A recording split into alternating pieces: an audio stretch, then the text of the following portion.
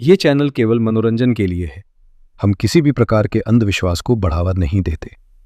कुछ राज समय के साथ खत्म नहीं होते, वो बस इंतजार करते हैं अपने लौटने का।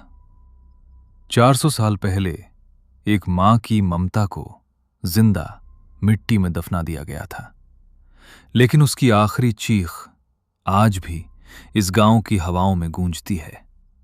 और कहते हैं जिस दिन उसका श्राप फिर जागेगा, उस दिन हर सांस अपने पापों का हिसाब देगी।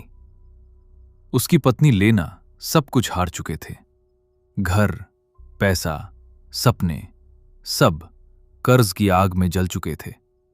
अब उनके पास बस एक उम्मीद बची थी, गांव। लेकिन उन्हें नहीं पता था कि जिस गांव में वो नई जिंदगी ढूंढने आए हैं, वहीं मौत.com उनका इंतजार कर रही थी। मुझे माफ कर दो लेना, ये सब मेरी वजह से हुआ। तुम्हारी कोई गलती नहीं, हम फिर से शुरुआत करेंगे। रात गहरा चुकी थी। पुराना घर सालों बाद फिर से खुला। चारों तरफ धूल, सन्नाटा और एक अजीब सी घुटन। तुम दवाई खा लो, मैं कुछ खाने का इंतजाम करके आता हूं।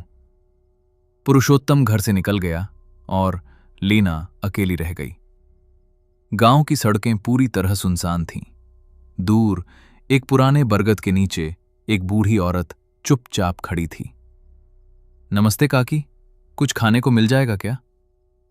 बुढ़िया काफी देर तक चालीस उसे घूरती रही, फिर बहुत धीमी आवाज में बोली, इतनी रात में बाहर मत घूमो, ये गांव रात को सोता नहीं है। वो अपने घर गई और एक पुराना डिब्बा उसके हाथ में रख दिया। ले जाओ, लेकिन आज रात घर से बाहर मत निकलना। आधी रात लेना की अचानक आंख खुल गई। उसे वॉशरूम जाना था। उसने पुरुषोत्तम को जगाया, लेकिन वो गहरी नींद में था। मजबूर होकर वो अकेली चल पड़ी। वॉशरूम से लौटते समय उसे ऐसा लगा जैसे कोई उसके पीछे चल रहा हो। धीरे धीरे वो मुड़ी, लेकिन वहां कोई नहीं था। जैसे ही उसने रसोई का दरवाजा खोला, उसकी सांस रुक गई। सामने एक औरत खड़ी थी, बिखरे हुए बाल, खून से भरी आंखें, और उसकी नजर सीधे लेना के पेट पर टिकी हुई थी। उसके होंठ धीरे धीरे हिले। मेरा बच्चा। लेना चीखते हुए बिस्तर पर उठ बैठी। उसका पूरा शरीर कांप रहा था। पुरुषोत्तम, वो हमारे बच्चे को मार देगी।